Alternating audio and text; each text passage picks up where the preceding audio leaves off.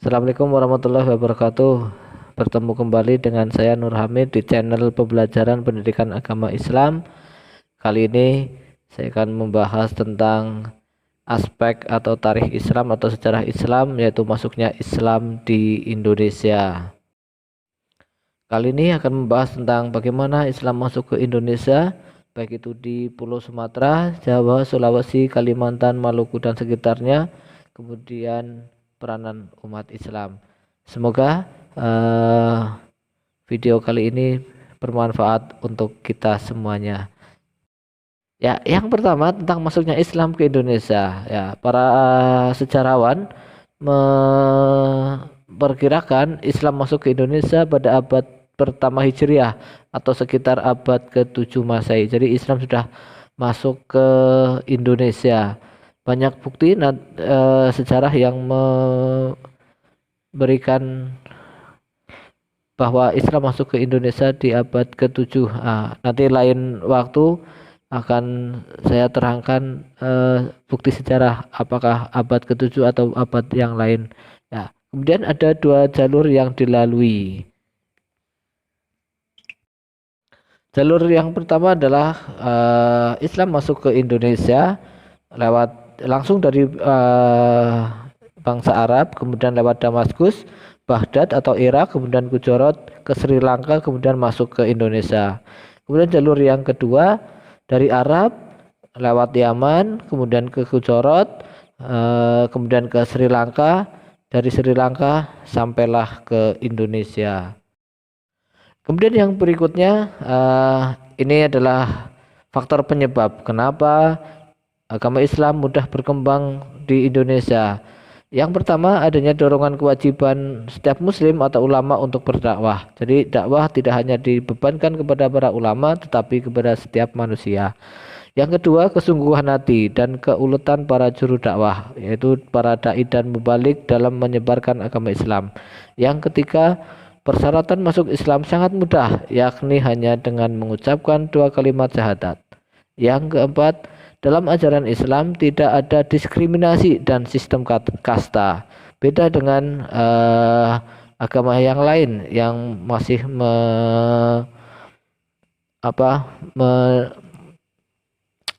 ada sistem kasta atau derajat. Tapi kalau di Islam tidak. Kemudian yang kelima, peranan para raja yang telah masuk Islam. Karena Islam di Indonesia sebelum menjadi negara kesatuan adalah berbentuk kerajaan. Di situ para raja ternyata sudah masuk Islam, jadi sangat mudah. Ya, kemudian yang berikutnya adalah perkembangan Islam di Indonesia. Ada beberapa wilayah yang menjadi masuknya Islam ke Indonesia. Yang pertama yaitu di Pulau Sumatera. Cara berdakwahnya yaitu dengan cara menikahi wanita-wanita pribumi yang telah diislamkan terlebih dahulu. Jadi menikahnya dengan orang Islam. Kemudian yang kedua menyiarkan Islam dengan cara bijaksana, baik dengan lisan maupun sikap dan perbuatan. Yang kedua, pada tahun 1261 Masehi berdiri kerajaan Islam pertama yaitu Samudra Pasai dengan Raja Sultan Malik Al-Saleh. Kemudian kerajaan Islam itu terkenal sampai sekarang yaitu Serambi Mekah. Kemudian yang berikutnya di Pulau Jawa. Ya, Pulau Jawa, perkembangan Islam di tanah Jawa ini dilakukan oleh para ulama dan mubalik yang kemudian terkenal dengan sebutan Wali Songo. Jadi ada 9 wali yang mengembangkan Islam di Pulau Jawa. Yaitu siapa aja? Yang pertama Sunan Ampel, Sunan Gresik, atau nama lainnya adalah Maulana Malik Ibrahim.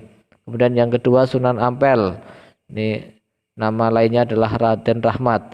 Kemudian yang ketiga Sunan Bonang, nama lainnya adalah Maulana Makhdum Ibrahim. Yang keempat Sunan Giri atau nama lainnya adalah Raden Paku. Yang kelima Sunan Derajat, nama lainnya adalah Raden Qasim atau Sarifuddin. Yang keenam Sunan Gunung Jati, nama lainnya adalah Syarif Hidayatullah. Yang ketujuh Sunan Kudus, nama lainnya adalah Ja'far Shadiq. Yang kedelapan Sunan Kalijaga, nama lainnya adalah Raden Masyahid. Yang ke-9 Sunan Muria, nama lainnya adalah Raden Umar Said.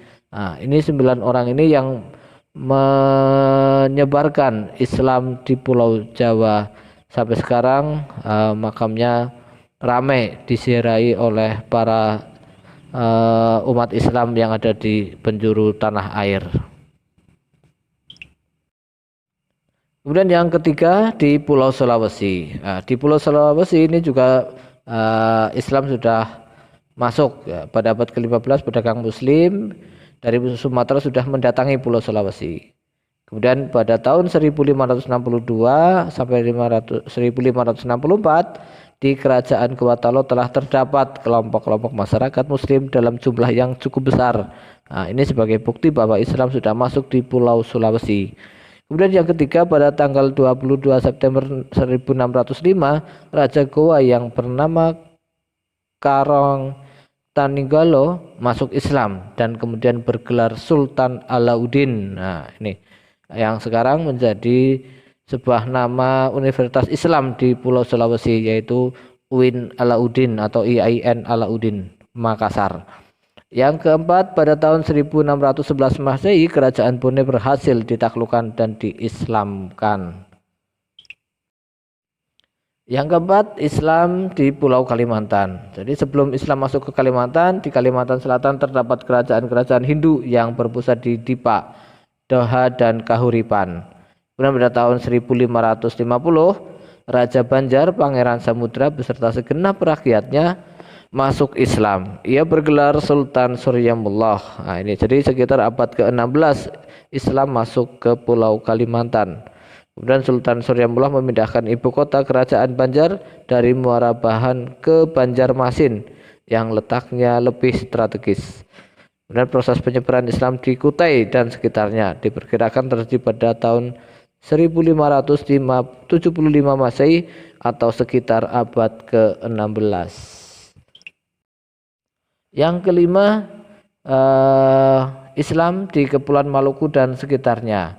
Nah, di Kepulauan Maluku dan sekitarnya sekitar pada tahun 1400 sampai 1500 Masehi atau abad ke-15 ini agama Islam sudah masuk dan berkembang di Maluku. Ajaran tersebut dibawa oleh para pedagang Muslim dari Pasai, Malaka dan Jawa. Jadi para pedagang yang sudah masuk Islam dari berbagai pulau menyebarkan agamanya di Kepulauan Maluku dan sekitarnya. Yang kedua, raja-raja Maluku yang masuk Islam pada saat itu adalah diantara adalah Kerajaan Ternate atau Raja Ternate, kemudian bergelar Sultan Mahrum, kemudian ada Raja Tidore, kemudian yang bergelar Sultan Jamaluddin, Raja Jailolo yang kemudian berganti nama Sultan Hasanuddin, kemudian Raja Bacan yang bergelar Sultan Zainal Abidin. Nah, selain masuk dan berkembang di Maluku, Islam juga masuk di wilayah Irian yang sekarang namanya Papua ya. Daerah Irian yang dimasuki Islam adalah di daerah Miso, Jalawati, Pulau Waigio dan Pulau Gebi. Nah, ini Islam di Pulau Maluku, Irian dan sekitarnya. Jadi sekitar abad ke-15 Islam sudah masuk di sana. Ya. Kemudian dari perkembangan Islam yang ada di berbagai wilayah di Indonesia, ada beberapa hikmah perkembangan Islam di Indonesia, yaitu satu, memberikan pemahaman kepercayaan yang benar kepada penduduk Indonesia. Yang kedua, berkembangnya ilmu pengetahuan tentang Islam. Nah, ini sudah hampir di seluruh Indonesia, di pelosok tanah air berkembang ilmu, dibuktikan dengan berbagai munculnya banyak pondok pesantren dan madrasah-madrasah yang bernuansa Islami. Kemudian yang kedua, berkembangnya arsitektur bernuansa Islam. Ya, ada masjid, kemudian makam yang bernuansa Islami. Ya, kemudian cara berpakaian. Masyarakatnya juga sudah memberikan corak budaya baru bagi penduduk Indonesia. Berikutnya, menjadikan tempat-tempat peninggalan sejarah sebagai tempat pembelajaran dan mengingat perjuangannya. Ya, para penyebar agama Islam di Indonesia sampai saat ini masih terkenang sejarahnya. Dibuktikan dengan makamnya tidak pernah sepi dari para peziarah yang mendoakan beliau atas jasanya menyebarkan agama Islam di Indonesia. Kemudian perjalanan sejarah adalah pemikiran dan teladan bagi generasi penerus untuk melanjutkan dakwah Islam. Jadi kita harus bersyukur dengan disebarkannya Islam oleh para pendahulu kita, kita jadi tahu dan menjadi generasi untuk melanjutkan dakwah Islam di Indonesia. Ya, demikian yang bisa disampaikan di kesempatan kali ini. Semoga bermanfaat. Ya, lain waktu akan ada pembahasan yang lain. Terima kasih. Assalamualaikum warahmatullahi wabarakatuh.